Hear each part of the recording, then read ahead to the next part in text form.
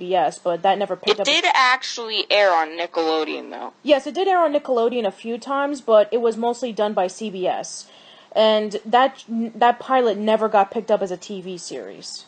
I didn't even know that they tried a spin-off. They did. They did, and it wasn't that bad either. Yeah, it actually had a lot of potential. It's actually kind of a shame that it never happened. Again, that brings me back to my point. I'm glad Melissa Joan Hart still got work after that show. I think there's one thing that we can say about that pilot. If that pilot would have picked up, then I don't think Melissa Joan Hart would have been Sabrina on Sabrina the Teenage Witch. So it's almost like it was a good thing. Yeah, and also not to mention that the creator, Mitchell Kriegman, is thinking about continuing that story of Clarissa Now with a book called Things I Can't Explain, which will come out in 2015, which I'm actually looking forward to. And yeah, I'll have to get that. I'll definitely have to look into it too. And, of course, Melissa Joan Hart did an autobiography on Melissa Explains It All, which she wrote about her years being on Clarissa and Sabrina the Teenage Witch and being a mom and all that stuff. So I'm actually looking forward to reading that as well. Definitely. All right, so now we can get into the main things that made the 90s stand out.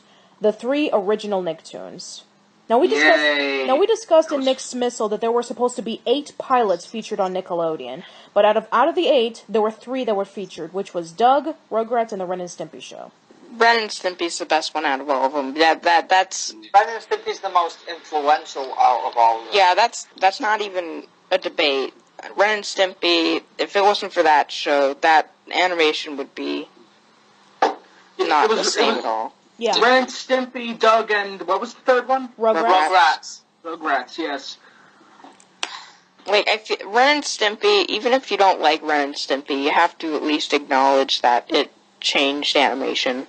I find Ren and Stimpy to be underrated. The Nicktoon that gets the most praise out of all 3 nowadays is actually Rugrats. The other 2 are... Doug started to fade into obscurity, and Ren and Stimpy... I think the reason that Rugrats is praised over Ren and Stimpy and Doug is because Ren and Stimpy and Doug's legacies got pretty compromised in the end, with Ren and Stimpy's adult party cartoon on Spike TV and Doug moving to Disney and having Doug's first movie, which was critically panned. Well, no, but, I mean, Rugrats, people are acting like they never complained about the last season sucking. Rugrats admittedly did have some bad spots with Amanda Bynes as the babysitter. Nobody really liked that. Well, no, I mean it's. And then they tried that Angelica and Susie's preschool days spinoff, and that was so bad. People don't. They either pretend it didn't exist, or people just don't know it existed because it didn't last that long. But I mean, it's people. A lot of people seem to act like that there were never complaints about the last seasons of Rugrats, and there were. Oh, there were. I'm not going to dispute that. Rugrats was not a perfect show. I mean, Ren and Stimpy and Doug. Disney's Doug needs to get more credit. The movie was bad, I'll say that, but Disney's Doug wasn't that bad, and I'm one of the few people that is willing to defend seasons 3 and 4 of Ren and Stimpy. Season 5 I haven't seen enough of, but... Well, again, Ren and Stimpy wasn't, I didn't mind the original Ren and Stimpy. Ren and Stimpy was a very selective humor. It was during that time where, you can get away with a lot more raunchy humor. We'll see a Nicktoon later that got away with a lot of raunchy humor after Ren and Stimpy. But other cartoons were getting away with that at the time as well, like Cow and Chicken, which was kind of like the rival to Ren and Stimpy at the time. Didn't Cow and Chicken come out in 1996? Well, it came out in 1995 when What a Cartoon featured, and then it had its own TV series one year later. Wasn't that when Ren and Stimpy was canceled, though? Yes. I guess it was trying to cash in on the... Well, not cash in, because Cow and Chicken by itself was still a pretty decent show, but it kind of had that Ren and Stimpy feel to it. In terms of a big, the first 3 Nicktoons, I mean, they really did a great job, because when you think about it, these 3 kind of had to do good for other Nicktoons to, be picked up and be made. So really, all 3 of them can be considered, road pavers for the next generations of Nicktoons that followed. And I think all of them did a good job. I mean, you can call some of them overrated, some of them underrated, some of them getting bad later on, some of them having the legacies being ruined, yada yada, etc. But I mean, in the end, I think all three of them did a great job bringing in the Nicktoon era. Yeah, but I mean, I'm talking about like just the animation in general when I'm talking about Ren and Stimpy, because really Rugrats didn't really change animation. It just, it was one of the first flagship Nicktoons. I mean, after in terms of animation, I think it kind of did bring its own style, because technically, Klasky's Coupeau, as we'll see, had a lot of Nicktoons in the 90s. Well, but I mean, I'm talking about, the way animation was made. Creator-driven cartoons, which John Kricfalusi wanted, that wasn't really done since the golden era of cartoons. And if it wasn't for Ren and Stimpy having that concept, animation wouldn't have been better. I agree. As you said, Ren and Stimpy's animation really was extremely detailed, and in some points that may have turned some people off to how detailed it really was, but in another sense, I do agree, it did really help pave the way for future animations and future shows, just for how the style was. Like it or not, it was an influence. Yeah, and Doug was the same way, because throughout the late 90s, slice-of-life cartoons were all the rage, and Doug was one of the first that did it. Yeah, it was kind of ahead of its time. Yes. Back in 2011, Nickelodeon was starting to show appreciation for Ren and Stimpy, and they were posting a lot about it on Facebook and stuff. But that seems to have died out in favour of replacing that with Rugrats, because Rugrats is actually the nicest Nickelodeon show that they mostly post about. It seems like out of all the 90s shows, Nickelodeon seems to favourite Rugrats rather than like Ren and Stimpy, stuff like that. Well, if you watch the 90s or all that on Teen Nick, Rugrats is featured a lot. I don't even know if Doug and Ren and Stimpy are really ever featured on 90s or all that. I don't get Teen Nick as a regular channel, so I could be completely wrong. Doug was on for a couple of years, but they took Doug off because there were so many complaints about it. They didn't even take all that in Kenan and Kel off, and Kenan and Kel was receiving a lot of complaints. Kenan and Kel's still on there. Yeah, I mean, thankfully it's only on during Saturdays, but, still. Rugrats isn't as complained. It's actually the least complained about on the block, and that surprises me. Yeah. I guess it's just because it still has such a wide fan base that it's really just not complained about. As you guys said, Rugrats has, a giant fan base. It's critically liked. And some people try to overlook, almost any mistakes it ever had. I'm not one of those people. I know Rugrats had a lot of mistakes, especially in the later seasons.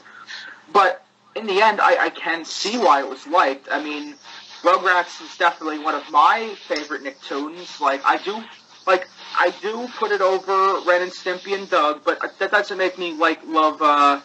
I don't hate Ren and Stimpy or Doug, but I definitely, out of the three, I would choose Rugrats. I understand. Yeah, me too. I actually used to overlook the mistakes and stuff because I was a hardcore fan. And when I was a kid, I didn't see any mistakes. And I thought, I didn't understand why people were complaining about it, because I thought it was popular, because I thought that everyone still liked the show because of how popular it was.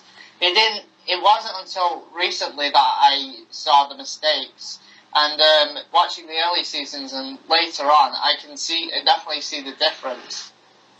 Yeah, definitely, and I agree. A lot of people say that the show died with Dill, or the show died with Kimmy, and it's just I never really hated Dill or Kimmy. I can see why people would hate them, but I never really hated Dill or Kimmy. I mean, Dill never really brought a lot after the movie that he was featured in, but I just liked Kimmy because I have a soft spot for Chucky because of, all the stuff he went through and all the stuff his dad went through, and I was just happy to see him, get a full family. Just overall, I mean, I know people say that Kimmy was kind of the cardboard cutout, like female version of Tommy, but I just never saw her as like a harmful character that people try to pin her as. She wasn't harmful as much as she was just filler. Just there. I agree. She was I useless. Never really hated her. That's she definitely had an expanded role in All Grown Up. If you want to wrap up the first three Nicktoons, they definitely all had an impact on Nickelodeon and what was to come, definitely. And what was to come for even more animation in the future that wasn't just Nickelodeon. Right. All right, so now we can get into the next one, which is What Would You Do? Or, as Mark Summers calls it, Why Am I Here? I think he called it, Why Are We Doing This? Yeah, he called it, Why Are We Doing This? Yeah. I think that could be summed up for everything that's happening in Nickelodeon right now. Why are we doing this? Right. What's happening? Yeah, well, we'll get to that in the final part, which is part 5, but for now... I know, I had to make the joke while I was here. Yeah, definitely, I know what you mean. So, yeah, what would you do? A really unorthodox game show. Basically, you have Mark Summers, and you have a whole bunch of people gathered around in Universal Studios, and, they were basically in the audience, and Mark Summers would do various games and challenges for the kids who were in the audience, and there was a lot of... pies and slime and prizes that were being featured. Guests would appear in the show. You see a lot of footage from Universal Studios. So, and what's funny is ABC would pick up that name for another, like, sort of I guess I would call it a show, but it's just funny how that name would carry over years later. That is true.